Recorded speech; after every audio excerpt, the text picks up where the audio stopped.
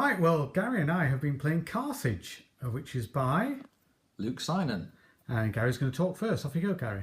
Right, well, we've just done a two-player. Now, that's obviously going to be quite different to, a four-player or a 2 against 2, but you get all the opportunity to do those different type of game setups. You get a lot of modular, different aspects to it, so you can have different start setups, very varied start setups. There's about sort of 8 or 10 in the back of the rulebook. And I must say that for a first game, it's impressive. You get a lot in the box for the price, and there's obviously been a huge amount of effort put into play testing and fine tuning, and it's good quality card stock. It's not flimsy. You've got minifigs in it as well, so get a lot for your money. I think it was $35 on Kickstarter plus shipping, so pretty good.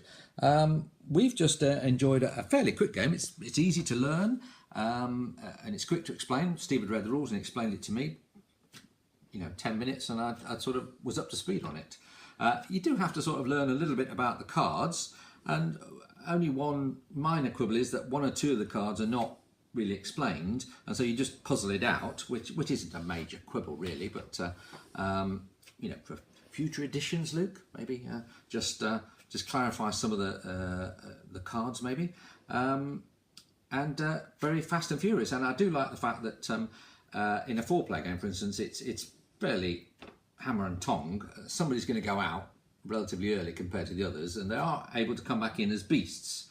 And although they can't win the game, they can play in the game still. So you still get that social aspect of the game, and I think that they've worked hard to make it an interactive social game. It's deck building, and that pushes a lot of people's buttons these days. Right, yeah, so let's talk about the mechanics of the game then. So as Gary says, it's deck building. You start off with a starter deck of 10 cards, and you take 5 cards out of there. And that will drive what you do. Before you do that, I like this aspect, is that you turn over one of the theatre cards, and this gives you a kind of scenario for that turn. In this case, Rain of Pebbles. Everybody immediately loses 1 on their armour here. So you're putting pressure on people by these theatre cards. Things can change, and that sets you up for this one turn. So your 5 cards, back to 5 cards, that is your lot for that one turn, and you play them out one at a time in turn order. So let's have a look at what we've got here. So, for example, I've got dodge here. So I was playing the yellow player, so I could move my man, here we are, the mini, 2 places. So I go 1, 2, and I can therefore increase my favours on this board by 1. And because I've landed on this favour on the board, I can get another one as well here. Now, Gary in his turn may do something different. My next turn, I might miraculously have got quite close to Gary, say. So let's say I can do this one here. So I can move my man 1 with the blue foot, and blam, bam, bam. 4 hits on Gary, and Gary will therefore reduce his armour. We'll come back to Gary's thing here. He'll reduce his armour, say, by 4 on here. Ouch. Ouch. And that's it. There's no defence against that, or apparently no defence that we've found so far.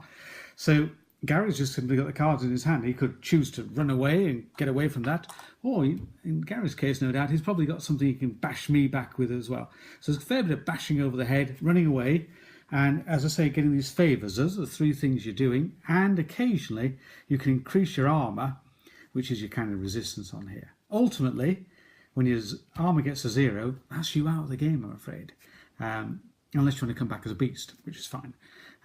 So you've got to watch out for those things, and you can see why this would appeal to people who want a fun evening event, maybe had a few friends round, and you can quickly explain this game to them. Maybe they've played it a few times already, they've got used to it.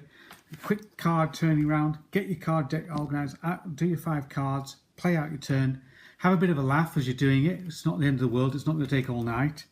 And then, once you've done your turn, we're on to favour. Gary's just putting his favour cards out. Let's have a look. So, supposing your favour gets up, say, let's say a handy 9 points of favours, these yellow tokens.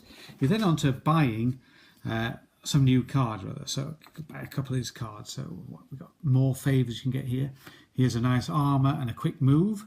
Now I quite like the ones where you move and bash somebody. That one, and then if you can bash them, you can run away again after that one. I quite like it. So I'd buy that for 4, take it off the favour, and you can buy again. So get another card, stick in there. So now you're into typical deck building territory. This goes into discard pile. You can get stronger in that pile, but then you might think, oh, it's got too many of these weaker cards that I started off with. So you might go to this focus thing and spend 3 of your favours to take one of these weaker cards out of your deck. So I say, oh, this is not very good. That's just a bit of a waste of a turn. Get rid of that. Strengthen your deck. Now, if you get used to this game and you're used to knowing how you can operate this, I'm sure you could get this deck quite strong. Because if you've got any canniness about you, you don't start hacking away at each other straight away. You keep yourself to yourself. You fight your way around the arena.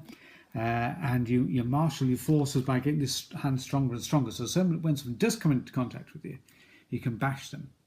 And this is where I was saying to Gary, I think this game, and we will play it again, Hasten Dad, but we've been asked to get this review up and running and out there. But I think if you play this 4-5 player, you're going to see a lot more going on. And you can play it as teams as well, which I quite like that thinking as well. So if you've got 4-5 players, I can see certain players hanging around the edge of the arena, not waiting, wanting to get too involved, building up the strength of their hand, getting some really good cards in there, and then sneakily jumping on somebody at the last minute and bashing them over the head. You've got to like that sort of game, I think, if you're going to get into this.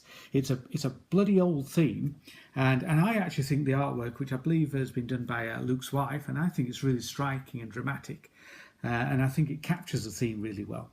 And so if you don't mind that the drops of blood everywhere, then this will suit you down to the ground. And I think we'll definitely have a go at this. Possibly as a sort of second game of an evening. Jason would quite like this, and really get stuck in. And I think it's going to be something we're going to add to our collection and enjoy. So, well done. I do think I'm not sure it was his very first game, but I believe it's a startup company, and I think that's a good standard. And that's what we need to get from people starting up on Kickstarter. We don't want people putting things out there that don't offer anything. And I think this game offers something quite good. So well done. Thank you.